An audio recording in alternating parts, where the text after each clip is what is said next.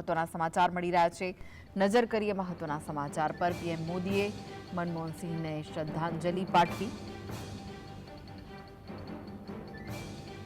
મનમોહન સિંહના નિધન પર વડાપ્રધાન નરેન્દ્ર મોદીએ દુઃખ વ્યક્ત કર્યું છે।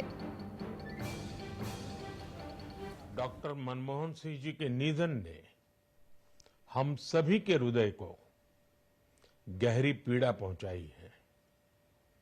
उनका जाना एक राष्ट्र के रूप में भी हमारे लिए बहुत बड़ी क्षति है। विभाजन के उस दौर में बहुत कुछ खोकर भारत आना और यहां जीवन के हर क्षेत्र में उपलब्धियां हासिल करना ये सामान्य बात नहीं है। अभावों और संघर्षों से ऊपर उठकर कैसे ऊंचाइयों को हासिल किया जा सकता है, उनका जीवन ये सीख भावी पीढ़ी को देता रहेगा। एक नेक इंसान के रूप में, एक विद्वान अर्थशास्त्री के रूप में और रिफॉर्म्स के प्रति समर्पित लीडर के रूप में उन्हें हमेशा याद किया जाएगा। एक अर्थशास्त्री के रूप में उन्होंने अलग अलग स्तर पर भारत सरकार में अनेक सेवाएं दी। एक चुनौतीपूर्ण समय में उन्होंने रिजर्व बैंक के गवर्नर की भूमिका निभाई। पूर्व प्रधानमंत्री भारत रत्न श्री पीवी नरसिम्हा राव जी की सरकार के वित्त मंत्री रहते हुए उन्होंने वित्तीय संकट से घिरे देश को एक नई अर्थव्यवस्था के मार्ग पर प्रशस्त किया। प्रधानमंत्री के रूप में देश के विकास में और प्रगति में उनके योगदान को हमेशा याद किया जाएगा।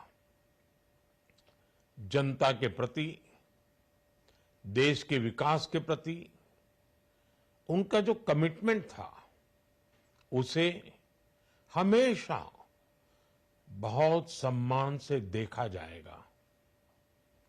डॉक्टर मनमोहन सिंह जी का जीवन उनकी ईमानदारी और सादगी का प्रतिबिंब था।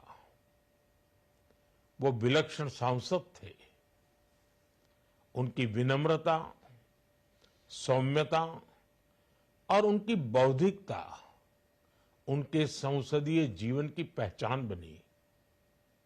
मुझे याद है कि इस साल की शुरुआत में जब राज्यसभा में उनका कार्यकाल समाप्त हुआ तब मैंने कहा था कि सांसद के रूप में डॉक्टर साहब की निष्ठा सभी के लिए प्रेरणा जैसी है।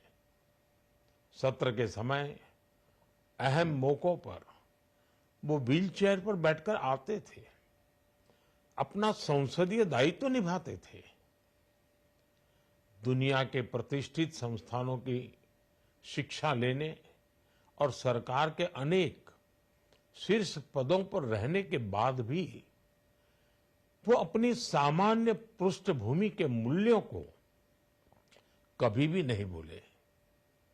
दलगत राजनीति से ऊपर उठकर उन्होंने हमेशा हर दल के व्यक्ति से संपर्क रखा, सबके लिए सहज उपलब्ध रहे।